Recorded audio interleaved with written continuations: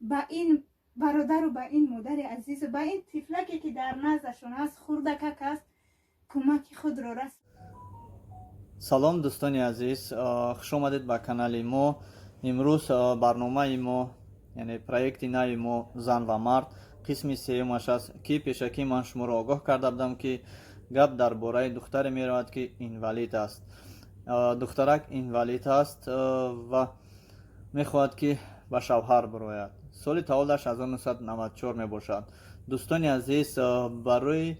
ин духтарак, ин хоҳари мо як шавҳаре дар кор аст ки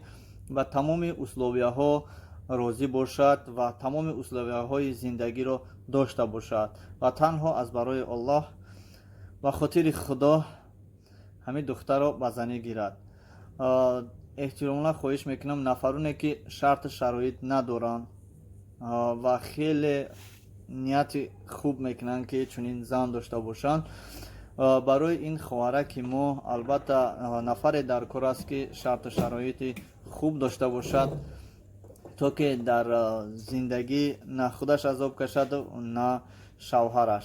ба ин хотир дӯстони азиз, агар байни шумо бошад ягон ҷавонмарде ки ба хотири худованд ҳамин хоҳаракро ба занӣ гирифтанӣ бошад, марҳамат ба мо муроҷиат кунед. духтарак ягон камбудӣ надорад, худо ба шукр. аз ҳисоби сиҳату саломатиш хеле мо ин хоҳаракро вақте ки шаҳри Екатеринбург омада буд, хеле мо дастгирӣ карда будем ва бародарони мо дастгирӣ карда буданд ва дар ин ҷо боз як модар бо ду фарзандаш зиндагӣ мекард ки ҳатто шавҳар надошт. ин духтаракро, ин хоҳарака қатъи афаш дар хонааш ҷо карда буд. чанд ҳафтае истода будам, баъдан ба Москва рафтам ва бародарони зиёд аз аҳволи ин хоҳарак бохабар шуданд, кӯшиш карданд ин хоҳаракро дастгирӣ карданд. ин хоҳарак худро хеле личение кард, имрӯз ба пои худаш мехезад, дуто чигаст қатъи раҳ мегардад, аҳволаш хеле беҳтар шудааст ва нияти шавҳар карданӣ дар дилаш пайдо шудааст ва мехоҳад ки дар оянда ягон фарзанде кунад ки ояндада ҳамин духтарака ё духтар бошад ё писар мақсад нигоҳбин кунад. чӣ хеле ки медонед бародаро, ин кори осон нест, кори ҳар як шағол нест. барои ин кора кардан фақат шер дар кор аст, марде ки ба дили гурда аст ва нияти обод кардани ҳаёти худ, зиндагии худ бошад ва шарту шароит дошта бошад. дӯстони азиз, ин хоҳарака мо дар Тоҷикистон воҳ хӯрдем, ҳамсуҳбат шудем ва ин хоҳарак хеле дили кушод дорад, хеле дили ғамгин дорад ки мехоҳад боз ранги худ ва ба ғайр аз тамоман нафароне ки дар ҷойгоҳ хоб ҳастанд ба онҳо кӯмак кунад ва ба оилаҳое ки камбизоат аст мехоҳад кӯмак кунад. бошад ҳамин хеле ҷавонмарде ки ҳамин хоҳаракро ба занӣ гирад. ин хоҳарак ҳамиқа орзу ҳавасҳои зиёде дорад ки дар Тоҷикистон мехоҳад чандин оилаҳоро соҳиби хонаву дар, соҳиби калескаи электроникӣ, калескаи инвалидӣ кунад. ба ҳамин хотир бошад ҷавонмард, имрӯз мо барои шумо муроҷиат мекунем ва ин хоҳарро ҳозир ман авоша боз дар охир бо овозҳои худаш мемонам, то ки бародаро шумо бинед ки ин духтарак хеле забони буро дорад, хеле дили кушод дорад, хеле дили ғамгин дорад. дӯстони азиз, мо кӯшиш мекунем агар нафароне ки боз пайдо шаванд ки аз ҷиҳати сиҳати саломатӣ ягон танқисӣ бикашанд барои шавҳар кардан. баъзе одамо ҳаст ки як чашмшон намебинад, ҳаст ки як даст надоранд, ҳаст ки мақсад пош кор намекунад, аммо организмаш 100% ҷавобгӯ ҳаст барои шавҳар кардан ё зан гирифтан. агар модарон, падароне бошанд ки фарзандошон ҳамин хел бошад, инвалид бошад ва мехоҳанд ки дар шаҳри Екатеринбург, на танҳо дар шаҳри Екатеринбург, балки дар тамоми рӯи ҷаҳон агар бошад, марҳамат муроҷиат кунанд. мо кӯшиш мекунем ки бо барои чунин бародароне ки маъюб ҳастанд зан пайдо кунем, ба онҳо хонадор кунем ва ман 100% боварӣ дорам ки ҳастанд хоҳару апои мо ки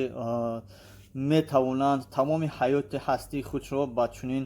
бародарон ба хотири худованд биспоранд. як духтарбачае як духтараке рости гап дар тоҷикистон дар кадом ноҳия аст гуфтан шарт нест ба фикрам агар хато накунам ин духтарак ба мо муроҷиат кард ки ман як писарбачаеро нағз мебинам ки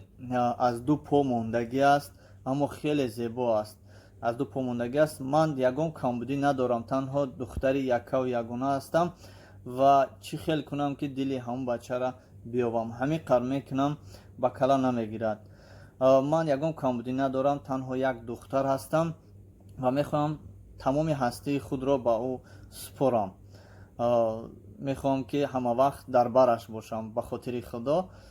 аммо мо кӯмак карда натавонистем барое ки мо наметавонем дили як касро мақсад пайдо намоем барои каси дигар танҳо худи шумо метавонед дили як касе ки ба шумо маъқул аст пайдо намоед аз дасти мо танҳо пешниҳод кардан бародарони азиз фаромӯш накунед мо ҳамчун як фарзанди шумо ҳамчун як бародари шумо танҳо пешниҳод мекунем номерҳое ки ба мо мефиристонанд мо гирифта ба шумо мефиристонем ё ки ай шуморо гирифта ба онҳо месупорем рой мекунем то ки онҳо ҳамроҳи шумо ҳамсӯҳбат шаванд дӯстони азиз дирӯз як модар ба мо муроҷиат кард дар смс навист ки ман як духтар дорам соли таваллудаш 1990 ҳаст ва мехоҳам дар шаҳри Екатеринбург ба шавҳар диҳам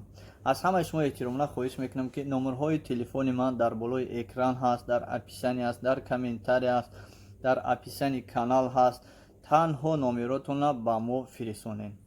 барои оне ки вақте шумо комментария менависед бисёр одамҳои ки зангир нестанд ё ки зан доранд ё ки шарту шароити шуморо нодониста мабодо занг мезананд ягон гапҳое ки пасту баланд мегӯянд шумо хафа мешавед аз мо ба ҳамин хотир номерҳоятонро хоҳиш мекунам дар комментария нагузоред марҳамат дар номерҳои мо ватсап ҳаст имо ҳаст вайбер ҳаст фиристонен мо гирифта албатта кӯшиш мекунем ки чунин домодҳоро барои шумо пайдо намоем дӯстони ман дар описания канали ҳами силкаи канали ҳами хварака мемонам дуромада як тамошо кунем хутон бо нағзтар хубтар мефаҳмед ҳамин духтарака агар дар кор шуд метавонед дар описанияи канали худаш нависед ё ки метавонед ба мо муроҷиат кунед